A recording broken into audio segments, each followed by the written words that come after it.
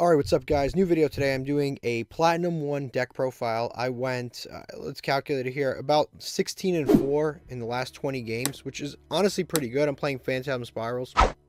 This is not a deck that a lot of people play in Platinum for sure, but it's definitely one of the better decks in terms of budget that you can play. Let's go to the deck profile here. The great thing about this deck is that it just doesn't need an extra deck. That's probably the best thing about it. All of the money that all of the gems and the UR points and the SR points that you would invest into the extra deck, it's totally not needed. You can even make this deck even more budget if you really wanted to, but overall the deck is just really strong. The only thing you have to really invest in is these fossil digs, but you can replace them with unexpected die. You need terraforming and metaverse, which are legitimate URs, and then your hand traps really depend on what you want. But you got to remember, you are saving so much by just not crafting a real extra deck. I never went into my extra deck one time. The only card that could be good in the extra deck is a Bahamut Shark. You can play Bahamut Shark, and also you can play the Access Code Talker package with Celine, and just basically you'd need to craft an additional copy of Effect Veiler in your main deck. But other than that, this is a very strong deck. So right off the bat, we start with 3 copies of Megalo Smasher. This is the only monster in your deck that you actually summon onto the board outside of the token that your field spell summons. It's 2000 attack, it's just a strong monster, it's searchable. The reason I play this over other level 4 monsters is because it just has a more synergy with C stealth attack. You can also play, for example, like the worm level 4 monsters, 2000 attack. You can play Gene Warped Warwolf. Like, there's so many different options, but honestly I think this one is the best one just because it just works very well with C stealth. Next we play 3 copies of Max C. This is the best hand trap in the game. As long as you're not playing against a control deck, it's basically just amazing.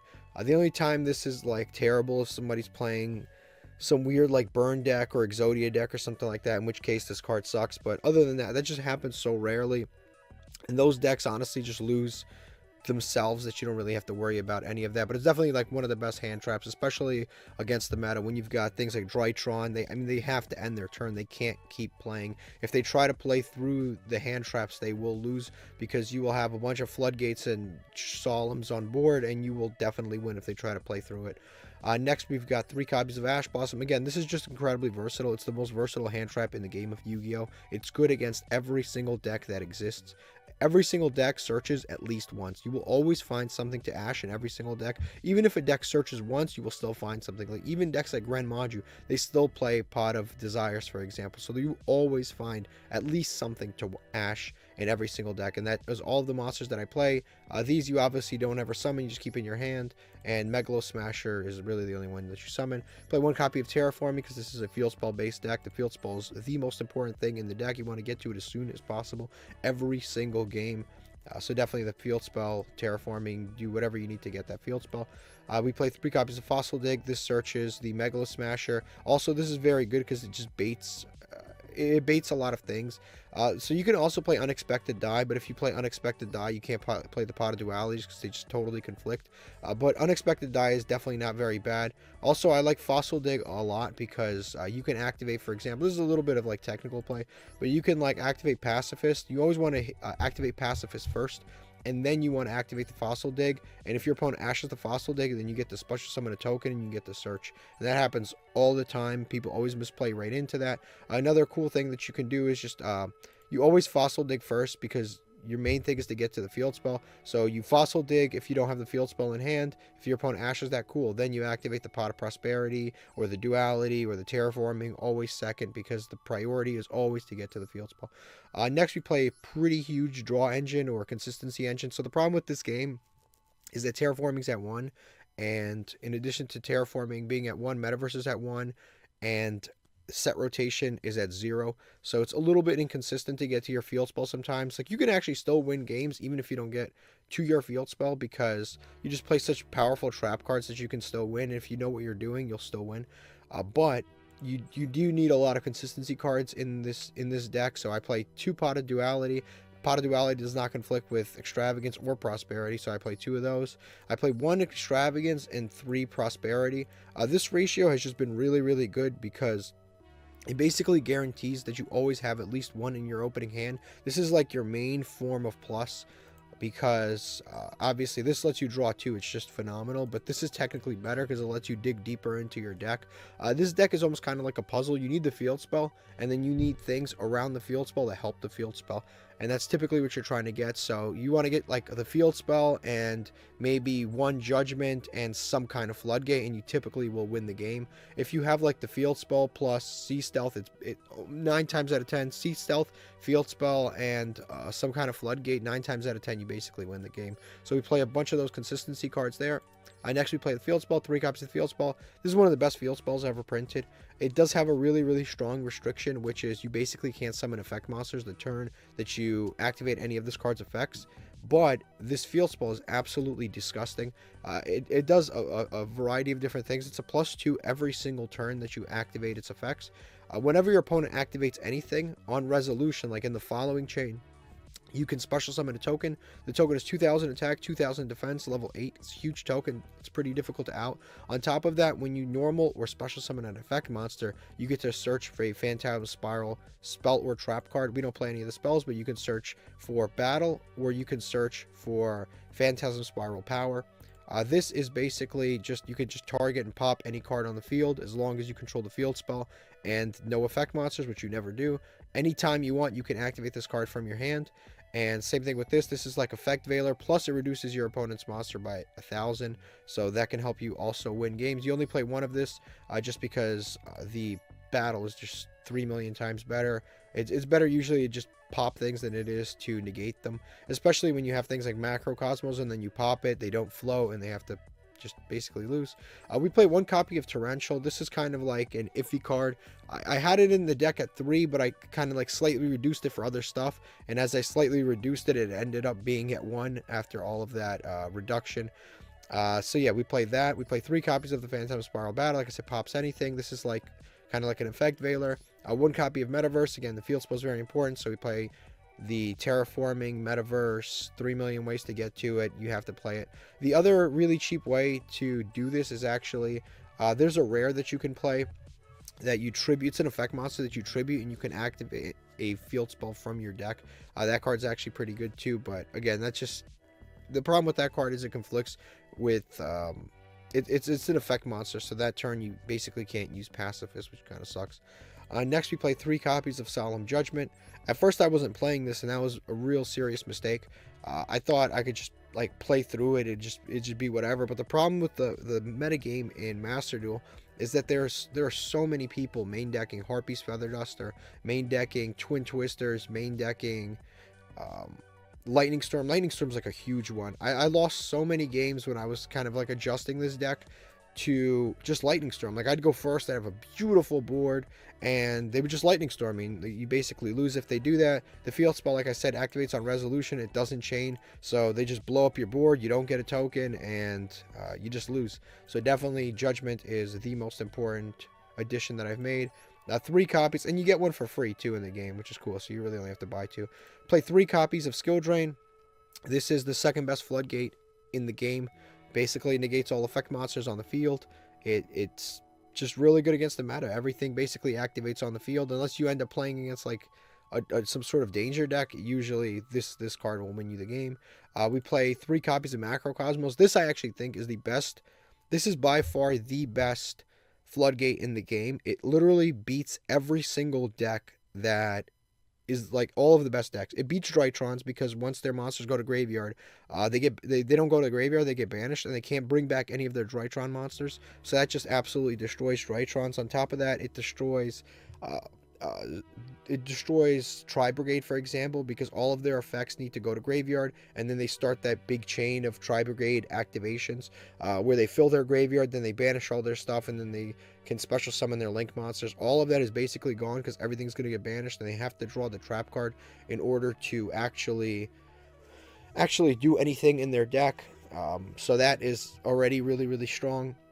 And yeah, just really good against virtually every single deck. Even some of the weird, like, Even some of the weird, like Evil Twins is like probably like a tier 2 deck. This just destroys them. Like as soon as you activate this, they have to scoop. And then we play 3 copies of Sea Stealth. This is like your boss monster of the deck, even though it is a trap card. Basically, what this card does is when you activate it, you can activate an Umi from your graveyard or your hand.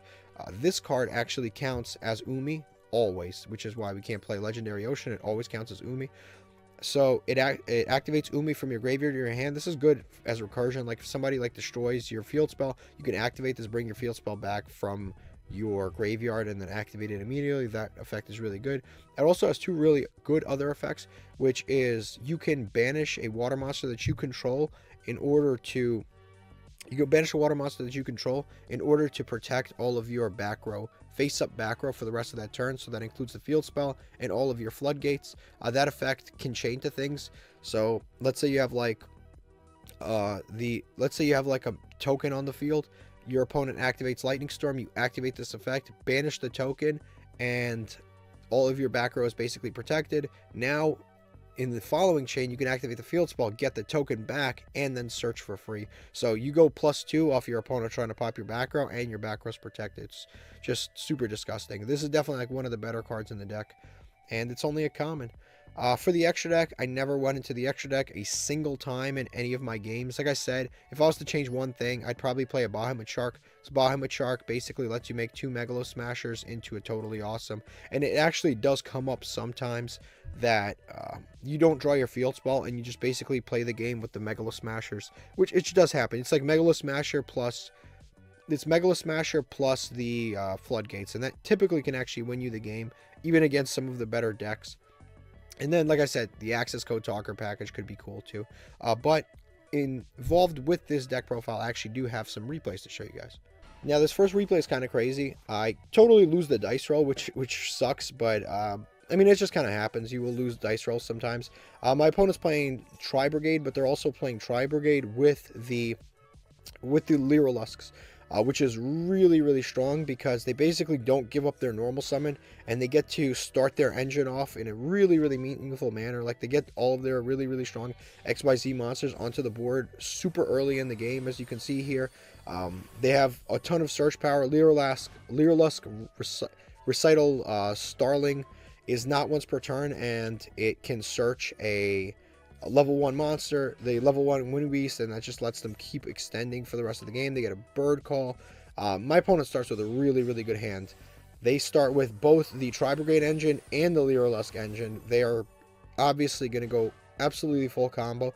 Also, what this deck can do is it can summon the Samorg Link monster, and the Samorg Link monster is really strong against this deck, simply because it summons a Wing Beast monster, which is typically the barrier statue, or not only can they summon the barrier statue, they can summon the Apex Avian, which is obviously like a negate every single turn.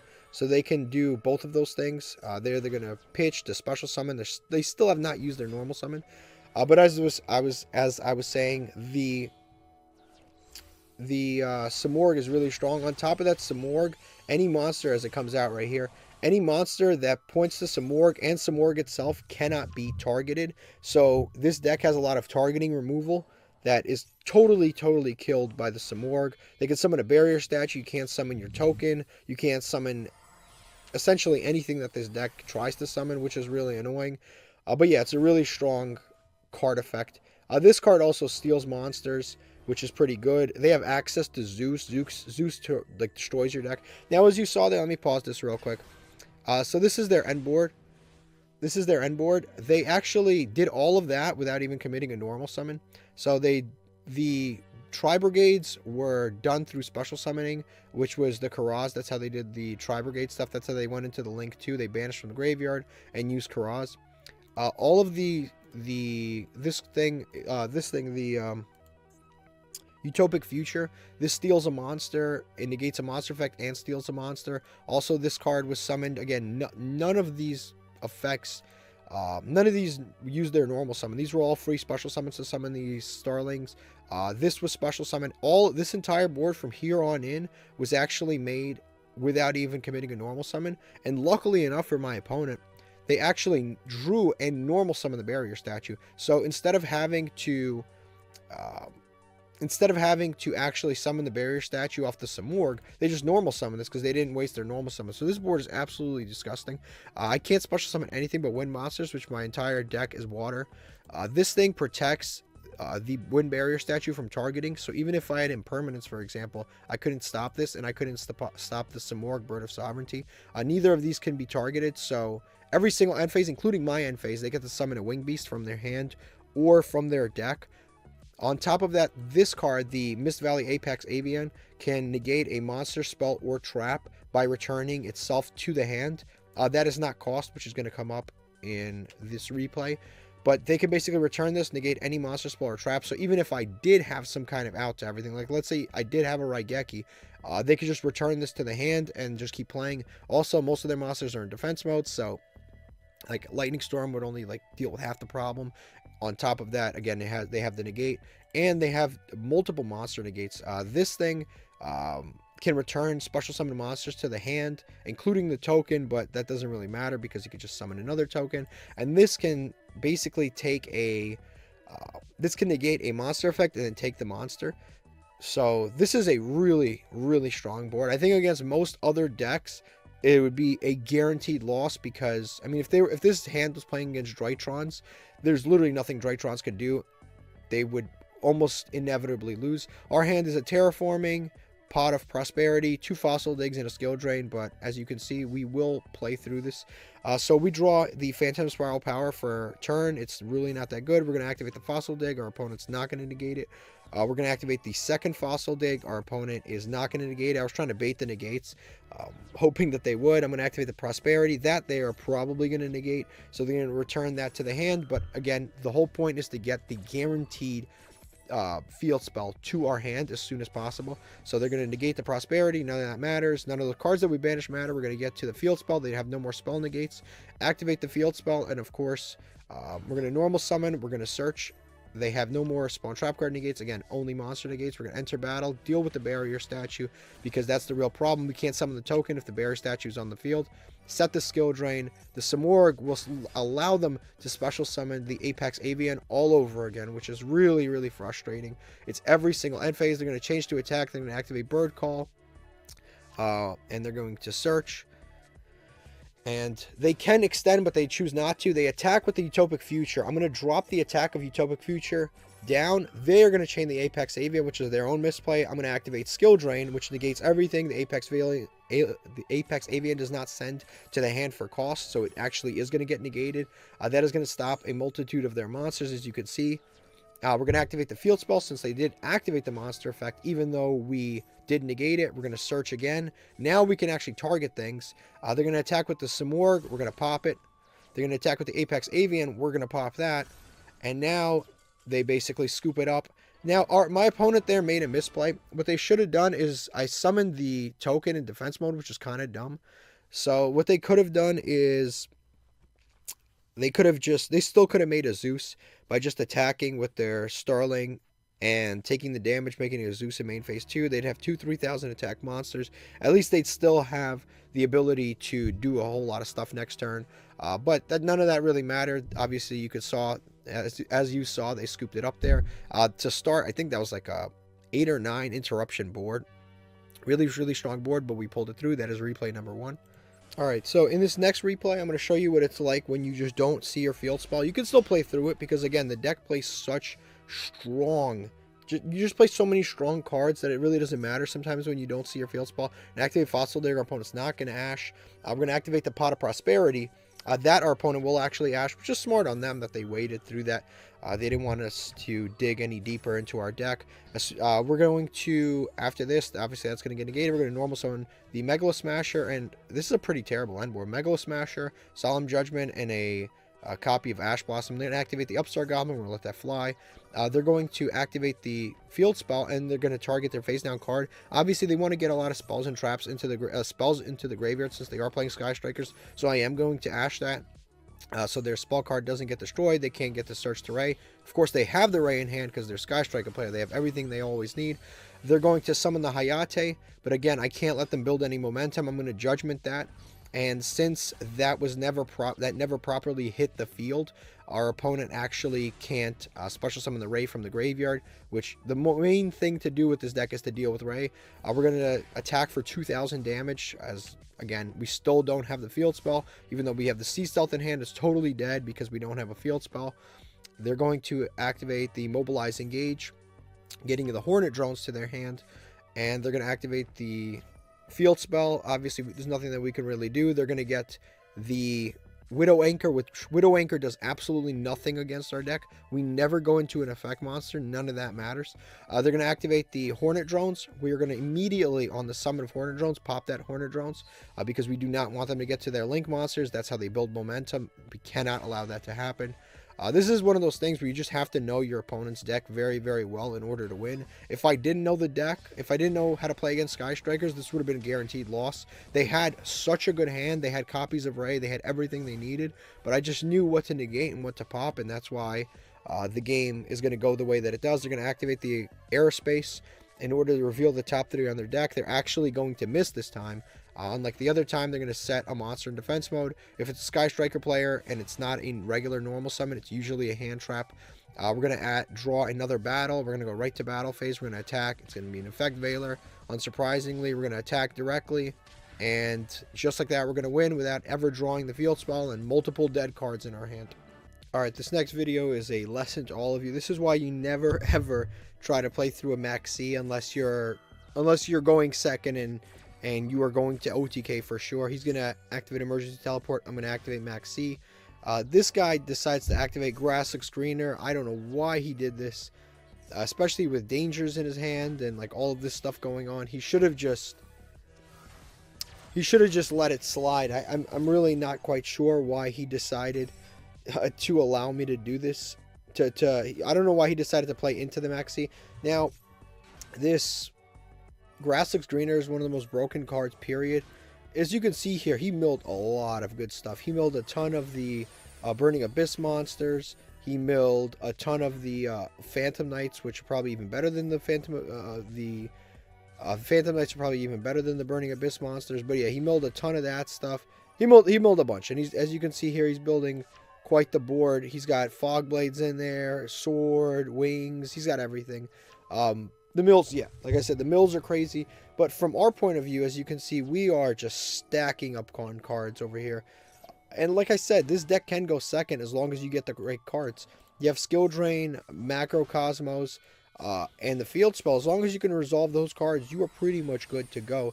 Because if you can search the trap cards that pop things, you activate Skill Drain, you activate Macrocosmos, you just start popping things on your opponent's board, and it's more than enough. I'm going to start speeding up his gameplay here because he's basically going to continue to play Draco Future. I'm going to continue to draw. He's going to make the Rusty Bardish. He's going to use the graveyard effects. Like I said, he's got a lot to do. He's still got resources in his hand. But yeah, there's a ton of cards, ton of resources now. Huge mistake on his part. He's going to go into the Bamboozling Gossip Shadow. Now, right here, I was actually kind of afraid. I thought he was going to go into the Rongo Bongo, but he doesn't. I'm going to activate the Field Spell. I'm going to normal summon the Megalo Smasher so I could search. He's going to chain Twin Twisters, which is pretty decent. I'm going to activate to pop the Bamboozling Gossip Shadow. And I'm going to activate to drop the attack of the Rusty Bardish so I can attack over it. While the field spell is still on the field before he Twin Twisters it. So I'm going to make sure to do both of those effects. And now I'm going to go ahead and attack over his Rusty Bardish. That way he doesn't get any effects next turn. I'm going to set 5 back row, activate the field spell.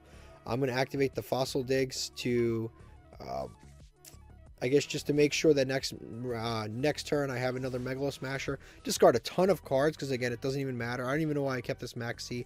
My deck amount is at 15. I really don't want to risk it. He's going to summon Torgon. I'm going to activate Skill Drain. That'll get negated. In addition to that, I'm going to activate Sea Stealth just to have it ready to go. Sea Stealth, again, is really good. Macrocosmos. I'm just going to flip everything right now because if he has anything, I could just use Sea Stealth to protect my back row or just the Solemn Judgments that I have face down.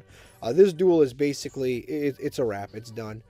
There's nothing that he's going to be able to do. I have 2 Judgments. Even if he has back row removal that banishes or something like that, it won't even matter at this point.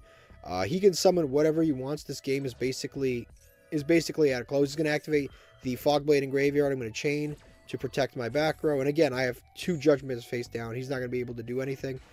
Nothing he does for the rest of the duel really matters, because, again, it doesn't really matter what he summons. All monsters on the field are negated. Macrocosmos, anything that goes to Graveyard is banished instead. He's going to try to go into the Phantom Knight,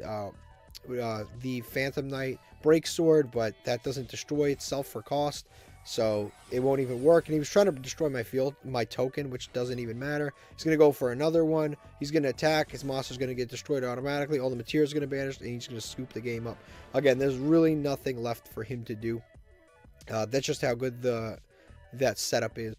Alright, this next replay is another replay again against a pretty good meta deck, like one of the better decks in the game. I'm going to activate Pacifist, always activate it first and then Fossil Dig, so if they Ash Fossil Dig, you can summon the token and then punish your opponent. I'm going to summon the Megalo Smasher. They're actually going to Ash. Now right here, I actually opt to not activate the field spell to generate a token, even though I can because they Ashed me. I do that so that next turn when I summon the token, I can actually search, since they already ashed that effect, and that effect is a hard once per turn. They're going to normal summon Seeker. I'm going to immediately pop the Seeker because I don't want them going off. They're going to banish everything in their hand to summon a Block Dragon. They're going to attack over my monster. Block Dragon is pretty good because it can search multiple cards, so he can get his resources back for free, and you cannot ash in the damage step. You can only ash outside of the damage step. I'm going to activate the Pot of Extravagance. We're going to search again. We're going to just end our turn here because we can't really out his board because he just has more attack. We can't do anything. But we've got the Skill Drain on board. He's going to activate the effect of the Seeker. We're going to activate the Skill Drain in order to negate his Seeker from doing his effects. Obviously, last turn I popped the Seeker immediately just in case he had other stuff. I'm going to summon a token, and I'm going to search. And now Block Dragon is susceptible to all forms of destruction. He's going to activate the Strudo in his hand to special summon it. I'm going to chain Max C because I don't see him special summoning a whole lot more. And obviously he's going to pay his life points in half just to do that. I'm going to activate the effect of the Sea Stealth. The destruction card. He's going to activate Block Dragon. I have the Ash ready to go for that. It's not in damage step because it's off a trap card. So now his resources are looking extremely slim. On the end phase, I'm going to pop his Destrudo, and he's got essentially no resources left. I also have a Macrocosmos. Everything's good to go. I'm going to attack before activating the Pot of Prosperity so I could do a little bit more damage. So now main phase 2, I'm going to activate Prosperity. None of my extra deck matters as per usual. And I've got the Macrocosmos in hand. So this duel is pretty much wrapped up. All I need is like a Sea Stealth, and this would be perfect. But we don't see the Sea Stealth, so we just take the Ash just in case. We can Ash like a Sea... whatever Adamantipator card they might have. So we're going to set the Macrocosmos, and that's pretty much it. I don't know what they drew, but I know it wasn't enough. Nothing could really beat that board, even if they had a Lightning Storm, I wouldn't have added that board. So that is that last replay. Alright guys, so that is the deck profile. I hope you enjoyed the deck profile and the gameplay and everything that came with it. If you enjoyed it, please subscribe. I have tons of other footage and tons of other content for Master Duel on the way out. And then the TCG tier list. We've got a bunch of stuff coming up. Thank you for watching and have a great day.